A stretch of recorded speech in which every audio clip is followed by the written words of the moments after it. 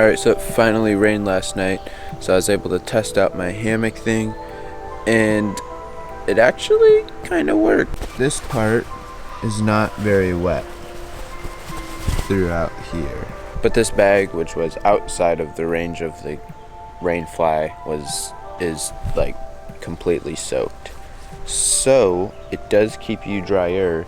There's still a little bit of dampness, especially on the edges. So if it like ever rains really hard, because last night was kind of more of like a light drizzle type rain. It wasn't very hard at all. So if it's ever like a heavy rain, I think you would get a little more wet.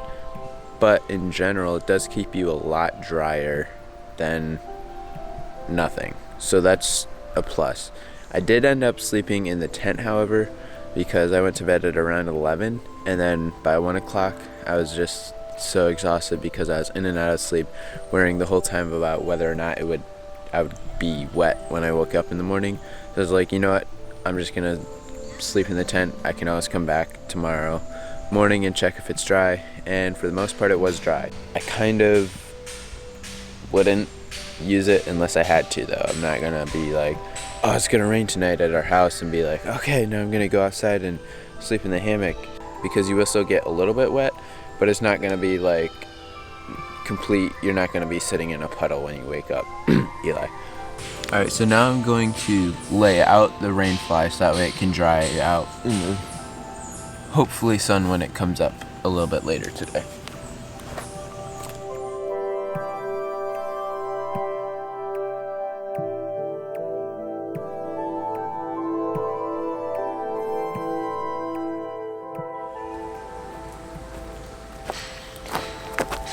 Boom. So I just have to remember before we leave to go anywhere to pick that up, so that way in case it's windy I can pick it up so it doesn't blow away.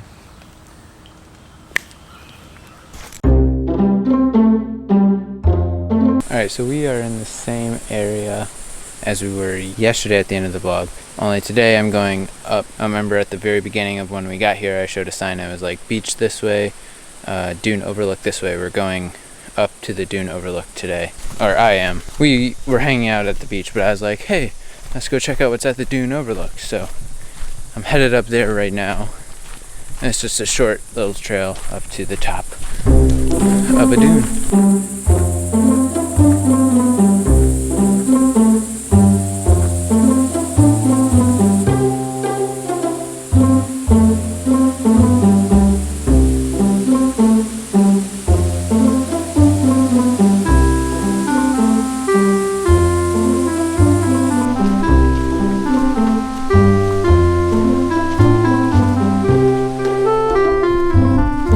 As if I haven't seen poison ivy all over the woods around us before. Oh my word. Yikes.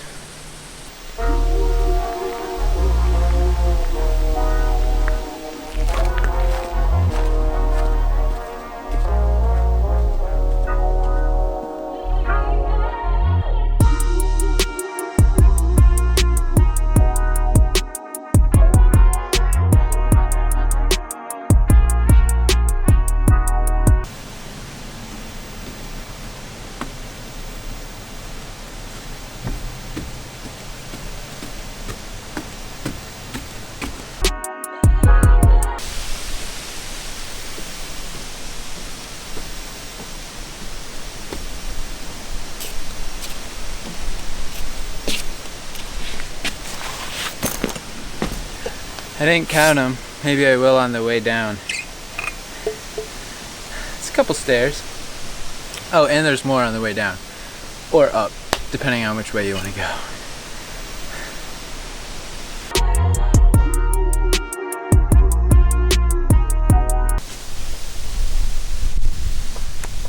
Most of this view is blocked by the trees. It's probably better in the winter.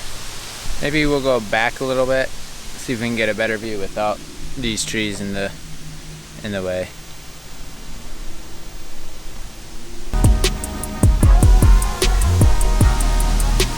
They make us walk up all the stairs back there, and then in order to get to the lower view you have to walk down all of these stairs. Whose idea was this?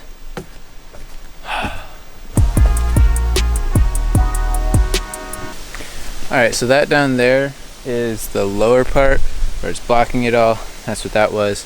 Now we're gonna head up more steps to the upper viewing part to see if that maybe offers a better view of the, yeah, I'd say so far it does.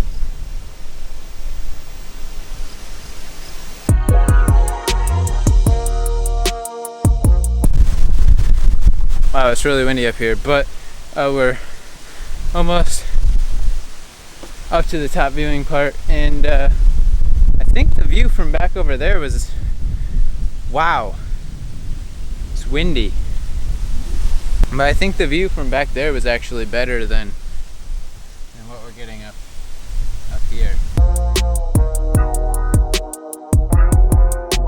This right here is the best view of the lake if I had to choose one, right about here. Alright, so I'm about to head down. I'm gonna count the steps on the way down. Ready? 1, 2, 3, 4, 5, 6, 7, 8, 9, 10, 11, 12, 13, 14, 24, 17, 18, 19, 99, 100, 1, 2, 3, 4, 5, 6, 8, 9, 14, 18, 22, 23, 24, 25. 125 steps to go up there. Makes your legs tired, I'll tell you. View from the top was pretty cool, not as fantastic as I was hoping for, but you know, it probably was better in the winter than it is right now with the trees blocking it, but what are you gonna do?